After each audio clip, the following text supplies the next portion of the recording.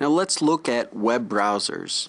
Since we'll be designing web pages, we need to have a little bit of experience on what a web browser is, how it works, what kind there are, and what platforms they work on.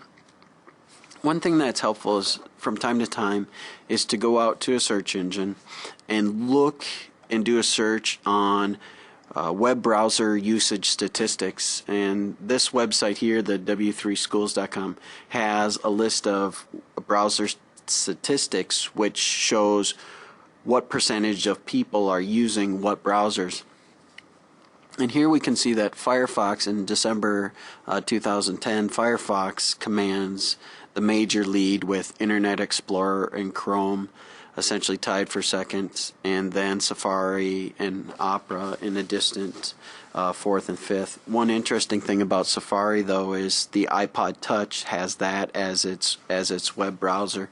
So if you're designing for that, that may be a thing to consider. And also Safari is, you can have it on Windows and you can have it on Mac, but it is the default browser for the Macintosh, so that's another thing to consider when you're looking at that. When we look through the different browsers, the top five, here's Firefox, here's Internet Explorer. One interesting thing about Internet Explorer, though, is that they have not done an update for a long time when it comes to the Mac environment, so you really have to be careful on using Internet Explorer for cross-platform ability if you design to it.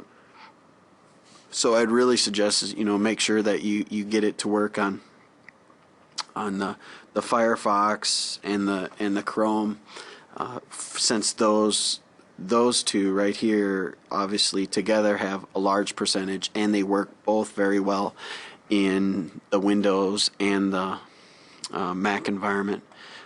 This one is Safari, this is Chrome, and this then is Opera. Now let's kind of break down how a web browser works, at least on the basics of when you design websites. Most of them now have this tab feature that you can pull up a new tab, which is essentially a new page. Then we have the address here. So if I wanted to go out to Google, I can type in www.google.com,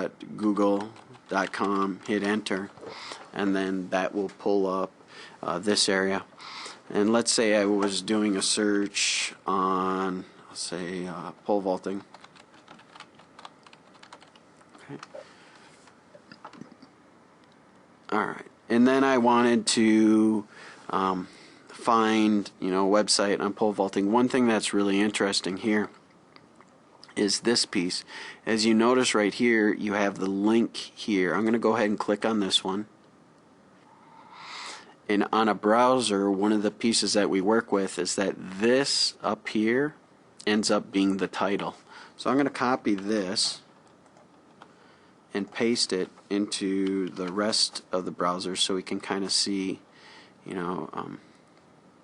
each one that we have there. I'll pull this up here.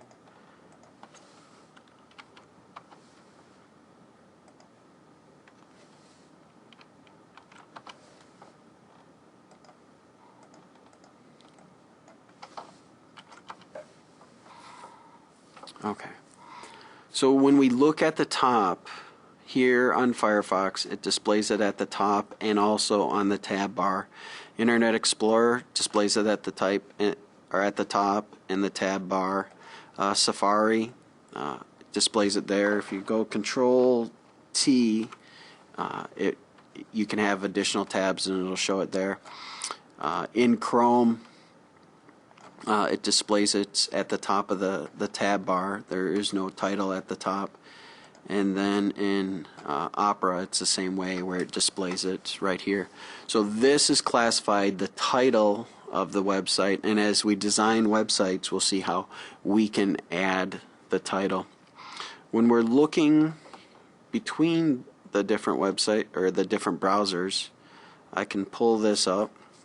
There's how Firefox looks, Internet Explorer, and one of the things you'll notice is that most of the time, they look pretty close. There are things that are a little different, how it renders. Oops, Let me make sure I get that up. Okay. How it renders the font, sometimes how it places images can be a little different too. Okay. And this is going to be one of the steps that you do, is that you want to make sure that when you design a website, and if you can download each one of these, just make sure that it looks pretty close to the way that you want it in each one of those. That way you're going to ensure that your website will look good when it's pulled up on whatever browser is being used. So again, make sure that you download the top browsers, constantly do searches from time to time to see which browsers are being utilized the most, and maybe there's a new browser that pops up, and make sure that if it has a large enough market share that you design so it will work well. But you'll notice as you go through this how they look, which ones work well, which ones are easy to design. Okay, so we have the title here. Let's talk about some of the other basics. So this is the title of the web page, and then this is classified the body of the web page. So as we design web pages, we will address the title and how to do that, and we'll also address the body of the document, is where the contents pop up and are displayed on the website. Another key thing I think that goes along with web browsers too is the ability for searching. So let's say if you go out to some of the major search engines, later what we will do is we'll address that if you type in, let's type in my name,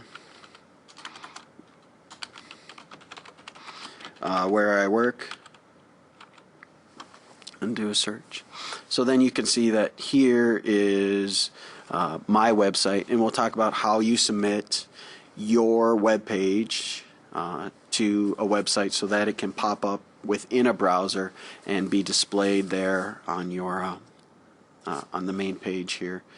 So we will go through all of those basics, but I would say right now, take the time, go ahead out there, download these major web browsers, and possibly just like here, put a desktop item here so we can go through when we're designing web pages and be able to view each one of those within that, utilizing the major web browsers that are currently being utilized.